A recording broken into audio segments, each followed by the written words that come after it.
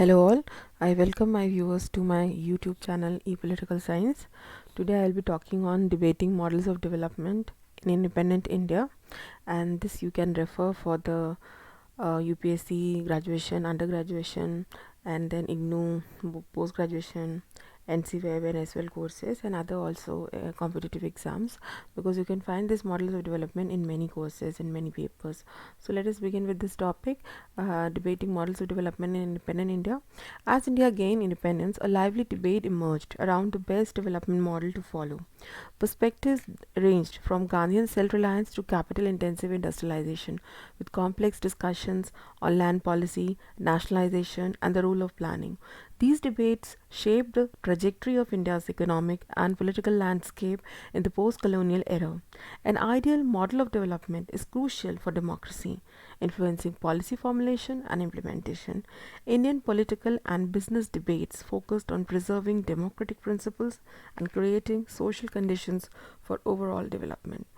जैसे ही भारत को आज़ादी मिली, सर्वोत्तम विकास मॉडल को लेकर एक जीवंत बहस छिड़ गई।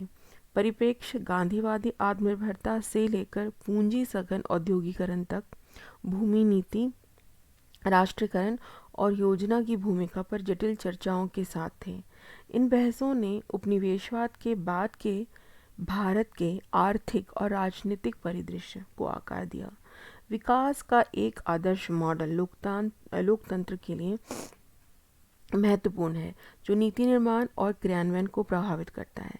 भारतीय राजनीतिक और व्यावसायिक बहसें लोकतांत्रिक सिद्धांतों के संरक्षण और समग्र विकास के लिए सामाजिक परिस्थितियां बनाने पर केंद्रित रही हैं। The Gandhian vision. Let us try to understand what exactly is the vision of Gandhi, though I have already talked about this in my previous video, and there are many others video on Gandhi in contemporary world, Gandhi's idea. So those who are opting for this paper, those who have this paper, they can go to my playlist and they can watch all the videos that are based on Gandhi, and most of my videos, in fact all of my videos, they are bilingual. तो जो बच्चे Hindi medium से भी political science, UPSC, state services, कोई भी IGNOU, UGC net, JRF कुछ भी तैयारी कर रहे हैं, ऐसा सारे टॉपिक्स कॉमन होते हैं, तो आप वीडियो में प्लेलिस्ट में जाइए और वहाँ पे आप उसको वॉच कीजिए। और कोई अगर आपको कोई डाउट है, कुछ पूछना भी चाहते हैं अगर, तो मैं आपको अवेलेबल मिलूँगी। आप कमेंट सेक्शन में अपनी कुछ अगर जानकारी चाहिए तो आप पूछ सकते हैं। So let us try to understand the Gandhian vision on rural focus. Mahatma Gandhi advocated for a development model. Okay, centered on what? Centered on decentralization, village-based economics. He envisioned a self-reliant, agriculturally focused India, where cottage industries and local governance would drive progress. Swadeshi and self-reliance. Gandhi's concept of Swadeshi promoted the use of indigenous goods and technologies, rejecting foreign imports. This aligned with his vision of an India that was economically and politically self-sufficient, not dependent on external forces. Now, trusteeship and equity. Gandhi believed in a model of trusteeship where industrialists would hold their wealth in trust for the welfare of the people. This aimed to balance the interests of the capital as well as the labor, promoting more equitable development. गांधीवादी दृष्टिकोण, ग्रामीण focus. Mahatma Gandhi ने विकेंद्रीकृत, गांव आधारित अर्थव्यवस्थाओं पर केंद्रित विकास मॉडल की वकालत की। उन्होंने एक आत्मनिर्भर कृषि केंद्रित भारत की कल्पना की, जहां कुटीर उद्योग और स्थानीय शासन प्रगति को आगे बढ़ाएंगे। स्वदेशी और आत्मनिर्भरता. गांधी जी की स्वदेशी अवधारणाओं ने विदेशी आयात को अस्वीकार करते हुए स्वदेशी वस्तुओं और प्रौद्योगिकियों के उपयोग को बढ़ावा दिया। यह एक ऐसे भारत के उनके दृष्टिकोण के अनुरूप था जो आर्थिक और राजनीतिक रूप से आत्मनिर्भर था, बाहरी ताकतों पर निर्भर नहीं था। अगर हम ट्रस्टीशिप और इक्विटी की भावनाओं को देखते हैं, तो ट्रस्टीशिप के मॉडल में गांधी जी विश्वास करते थे, जहां उद्योगपति लोगों के कल्याण के लिए अपनी संपत्ति ट्रस्ट में रखेंगे। इसका उद्देश्य क्या होगा? इसका उद्देश्य होगा पूंजी और श्रम के हितों को संतुलित करना, अधिक न्यायसंगत विकास को बढ़ावा देना। Capital intensive industrialization, import substitution. Now there are various ways where capital intensive industrialization was gone through, so one can understand through import substitution. And what exactly is import substitution?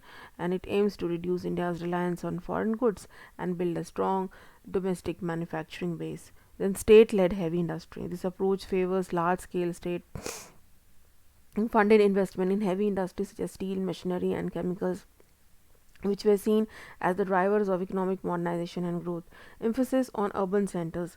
The capital intensive model prioritized the development of urban industrial hubs, leading to rapid urbanization and a focus on urban infrastructure and services rather than rural areas. पूंजी सघन और औद्योगिकरण, जैसा कि नाम से ही आपको समझ में आ रहा होगा, इसमें किस तरह से पूंजी को सघन करने की ज़रूरत है, और जो औद्योगिकरण कहीं ना कहीं इससे आया है। तो कुछ नीति निर्माताओं ने पूंजी सघन आयात प्रतिस्थापन औद्योगिकरण के एक मॉडल की वकालत की, जिसका लक्ष्य विदेशी वस्तुओं पर भारत की निर्भरता को कम करना और एक मजबूत घरेलू विनिर्माण आधार बनाना है। दूसरा है राज्य के नेतृत्व वाला भारी उद्योग। इस दृष्टिकोण ने स्टील, मशीनरी और रसायन जैसे भारी उद्योगों में बड़े पैमाने पर राज्य वित्त पोषित निवेश का समर्थन किया, जिन्हें आर्थिक आधुनिकीकरण और विकास के चालक के रूप में देखा गया। फिर है शहरी केंद्रों पर जोर। पूंजी सघन मॉडल ने शहरी औद्योगिक केंद्रों को विकास की प्राथमिकता दी, जिससे तेजी से शहरीकरण हुआ और ग्रामीण क्षेत्रों के बजाय शहरी बुनियादी ढांचे और सेवाओं पर ध्यान केंद्रित किया गया। Then socialist industrialization under state guidance, that means कि सिर्फ और सिर्फ कैपिटलिस्ट जो है ओरिएंटेड नहीं रहा है।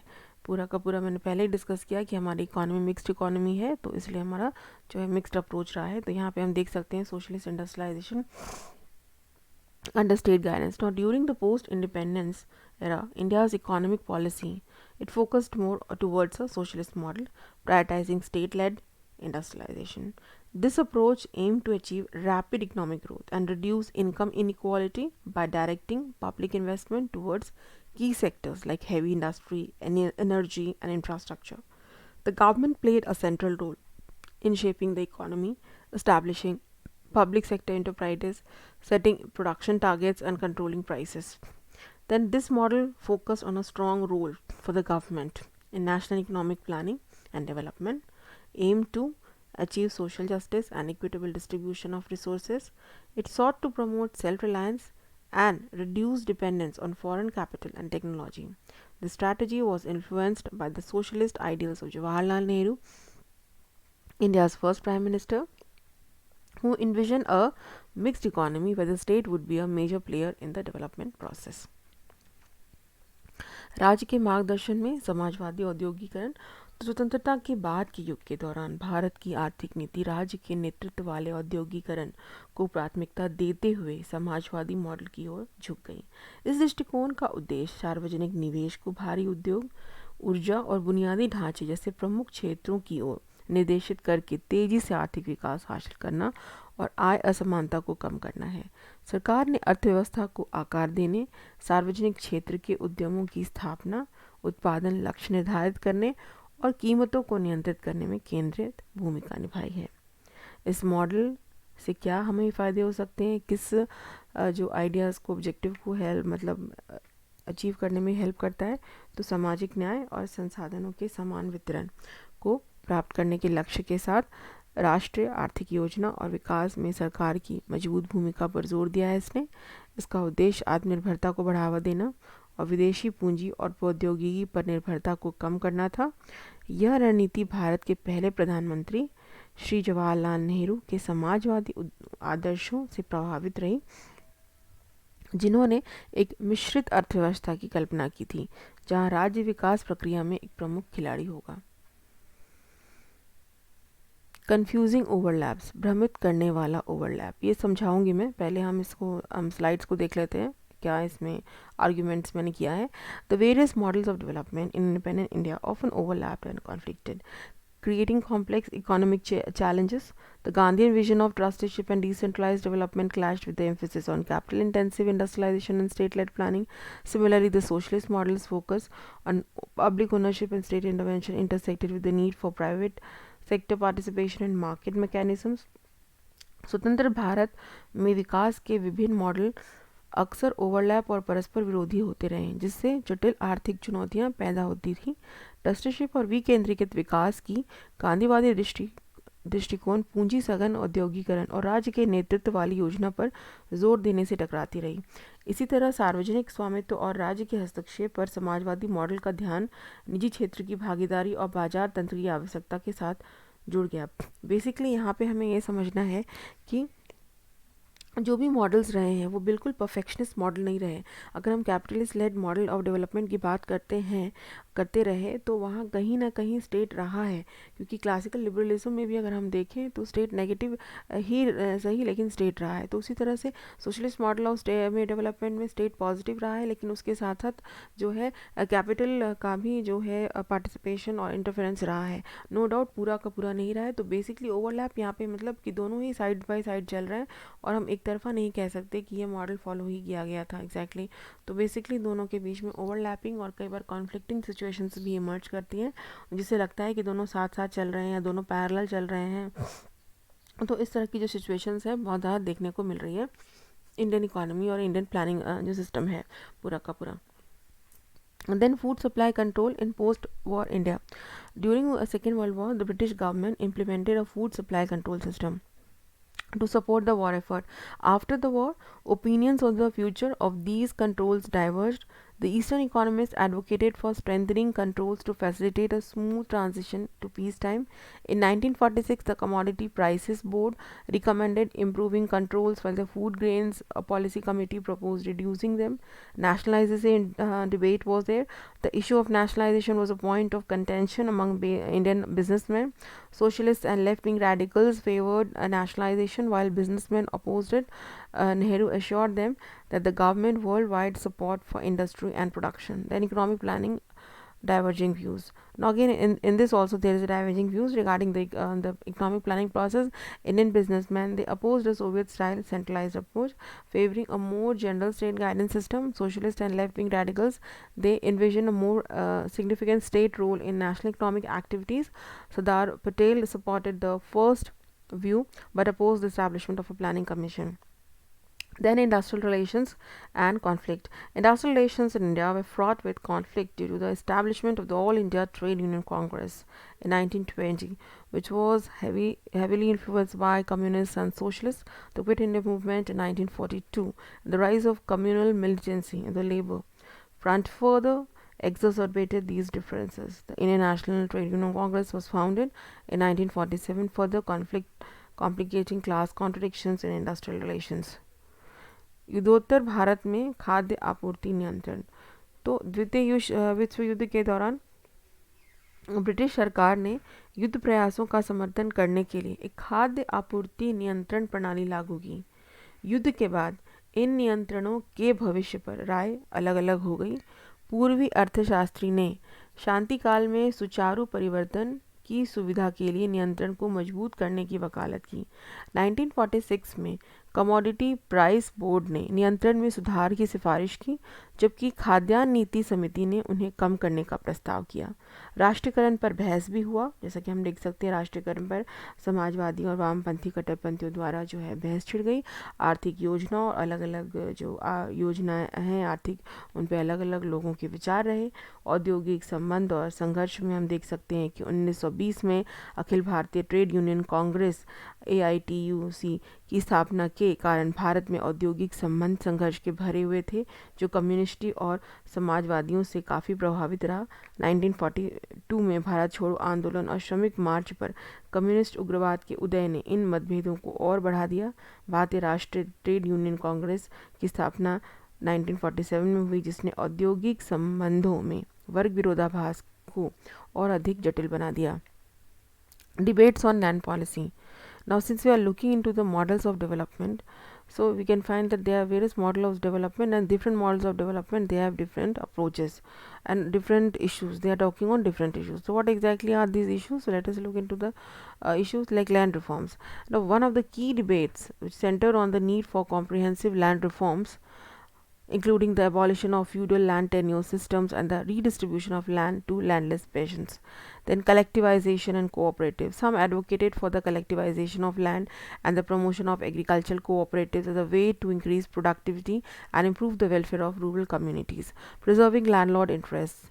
However, there was also voices that sought to protect the interests of landlords and large landowners, fearing that radical land reforms would undermine economic stability and agricultural output. Regional variations. The debate on land policy also played out differently across India's diverse regions, with varying degrees of implementation and resistance to reform efforts. भूमि नीति पर बहुत हद तक बहस थी। जैसा कि हम देखते हैं कि भूमि सुधार पर जो बहस थी वो बहस एक व्यापक भूमि सुधार के आधार पर सामंती भूमि कार्यक्रम प्रणालियों का उन्मूलन और भूमिहीन किसानों को भूमि का पुनर्वितरण का आधार था, सामूहिकता और सहकारिता का आधार था, जमींदार हितों का संरक्षण का आधार रहा। क्षेत्रीय विविधताएं हमें देखने को मिलती हैं कि भूमि नीति पर बहस भी भारत के विविध क्षेत्रों में अलग अलग तरह से हुई, जिससे सुधार प्रयासों के कार्यान्वयन और प्रतिरोध की अलग अलग डिग्री थी। द इशू ऑफ नेशनलाइजेशन, जैसे कि पहले हमने जो राष्ट्रीयकरण जो है वो कितने हद तक फ़ायदेमंद रहेगा भारत के लिए या नुकसान रहेगा या कितना अच्छा हो सकता है नेशनलाइजेशन प्रोसेस से, तो एक बहुत बड़ा मॉडल ऑफ डेवलपमेंट का पार्ट था। तो इससे रिलेटेड जो इश्यूज एंड कंसर्न्स थे हम उसको देख सकते हैं, जैसे रिड्यूसिंग प्राइवेट मोनोपोलीज। इससे एक फ़ायदा हो सकता है। Proponents of nationalization argued that it was necessary to curb the concentration of wealth and power in the hands of private industrial conglomerates, ensuring more equitable distribution of resources. Then it would help in the state control of strategic sectors. For example, nationalization was also seen as a way for the government to exercise greater control over key industries and infrastructure such as banking, energy, and transportation, which were deemed crucial for national development. Then balancing private and public ownership. However, the debate also resolved around finding the right balance between private and public ownership, with concerns that excessive nationalization could stifle innovation and economic efficiency. Then political ideology and pragmatism. The nationalization debate was often influenced by political ideologies, but also had to contend with practical considerations and implementation and the potential impact on economic growth. राष्ट्रीयकरण का मुद्दा ये निजी एकाधिकरण को कम करने में मदद करता है, सामरिक क्षेत्रों का राज्य नियंत्रण में मदद करता है, निजी और सार्वजनिक स्वामित्व को संतुलित करने में मदद करता है, राजनीतिक विचारधारा और व्यवहारिकता के आधार को बढ़ाने में मदद करता है। तो इस तरह से हमें जो राष्ट्रीयकरण का मुद्दा है वो किस तरह से इम्पॉर्टेंट है हम देख सकते हैं। देन रोल ऑफ प्लानिंग, तो in the role of planning you can find the centralized planning. The debate on development models centered on the role of centralized economic planning, with proponents arguing that it was essential for coordinating investments, allocating resources, and achieving national development goals. Decentralized initiatives. However, critics of centralized planning advocated for more decentralized market-based approaches that would allow for greater flexibility, entrepreneurship, and regional variations in development strategies. Balancing planning and markets. The challenge was to find the right balance, that is between the centralized planning and market forces, ensuring that the state also played a guiding role without stifling private initiative and innovation. योजना की भूमिका बहुत ही महत्वपूर्ण रही है। केंद्रीकृत योजना के आधार के माध्यम से, विकेंद्रीकृत पहल के माध्यम से, योजना और बाजार को संतुलित करने के माध्यम से। Industrial relations and labor policies. Now, when we look into the industrial relations and labor policies, we find that the industrialization process as well as its impact on the labor policy was very important. So, we can look into what exactly industrialization had the impact on the labor.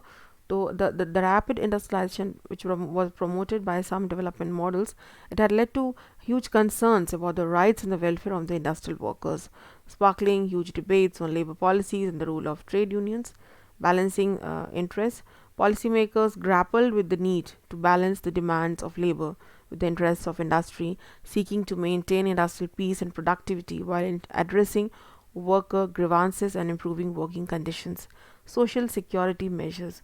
Now, when we are seeing that how the rights of the workers they are getting hampered, and we need to look into the interests and their benefits and the social security measures, it becomes important that how the implementation of social security measures, for example, minimum wages act, social insurance, housing provisions to ensure a basic standard of living for industrial workers, they are kept in mind.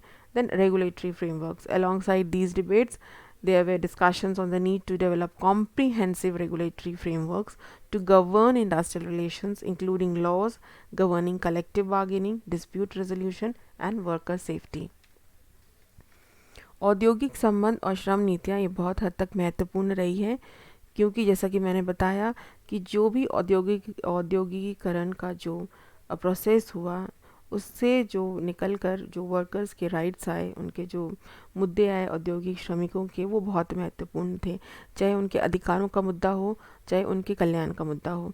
तो उसमें हम देख सकते हैं कि जो नीति निर्माता हैं वो किस तरह से इसमें समन्वय बिठाने की कोशिश कर रहे हैं, किस तरह से सामाजिक सुरक्षा जो नीति है, अगर हम न्यूनतम मजदूरी की बात करें, सामाजिक बीमा की बात करें, आवास प्रावधानों की बात करें, तो किस तरह से इसका सही तरीके से क्रियान्वयन हो रहा है।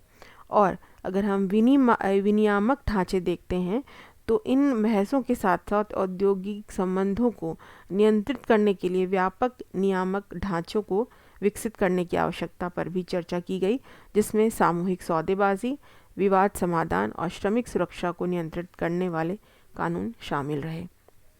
Now, the political debate. Now, we have been looking into the industrial debate, the workers' debate, their interest, the concern, and the economic concern. Now, what exactly is the political dimension? Now, let us look into the objectives resolution.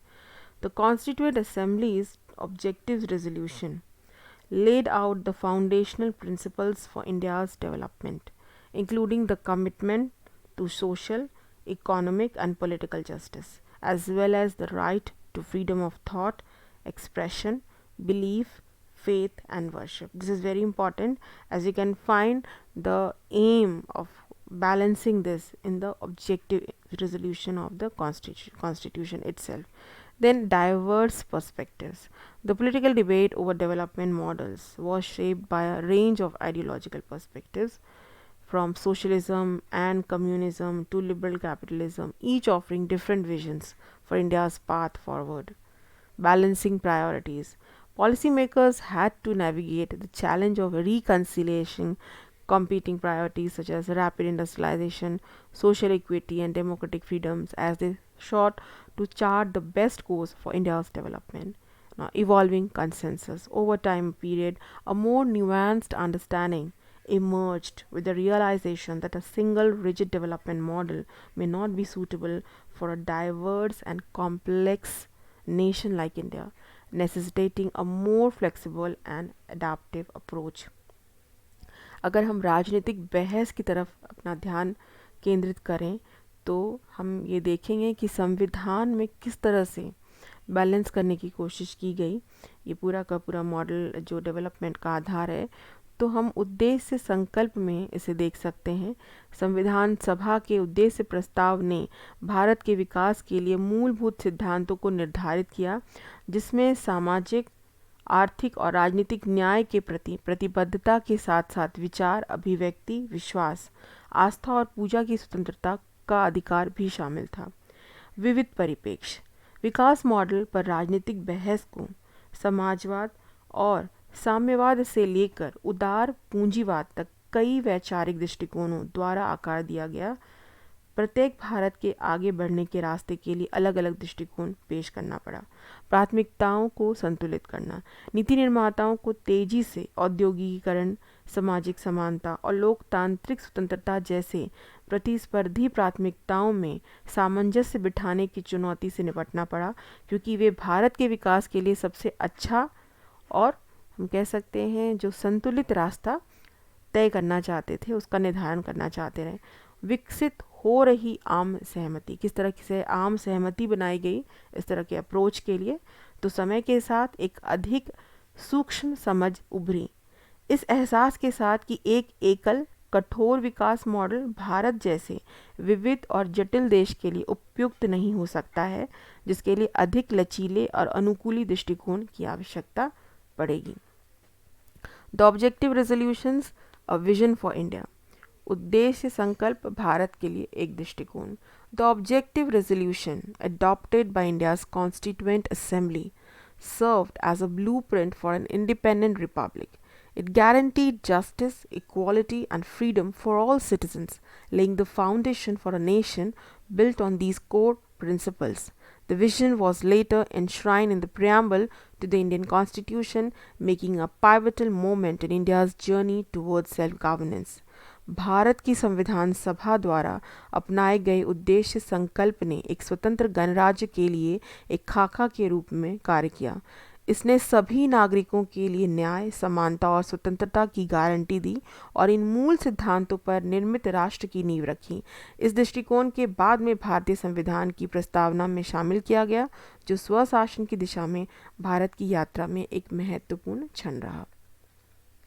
तो इस तरह से हम देख सकते हैं कि जो विकास के विभिन्न मॉडल रहे, वो पहली बात तो एक मॉडल पे केंद्रित नहीं रहे, और एक मॉडल पे केंद्रित नहीं होने के वजह क्या क्या थे वो भी हमने देखे, और उस वजह के साथ साथ क्या मुद्दे उठाए गए, मुद्दे कहाँ पे उठे, ऑब्जेक्टिव रेजोल्यूशन में फाइन हम कर रहे हैं, हम कॉन्स्टिट्यूएंट असेंबली डिबेट्स में हम देख रहे हैं, और जो भी उससे रिलेटेड पॉलिसी और नीतियाँ बनी उसका किस तरह से बैलेंस किया गया एक विजनरी अप्रोच रख के, जो कि हम आज विकसित जो भारत की बात करते हैं कि जिस तरह से हम ऐसा मॉडल ऑफ डेवलपमेंट लेके आए जो विकसित भारत से श्रेष्ठ भारत और श्रेष्ठ भारत से भारत को विश्व गुरु बनाने में मदद कर सके। तो आशा है कि ये जो हमारे मॉडल्स ऑफ डेवलपमेंट है ये आप सबको क्लियर हो गए होंगे, और ये हम किसी भी जो पॉलिटिकल साइंस के कोर्स है उसमें सारे में हमें ये पढ़ना है, कंटेम्प्रेरी अप्रोच है। तो models of development is a very important approach. If you have any issues you can connect with me.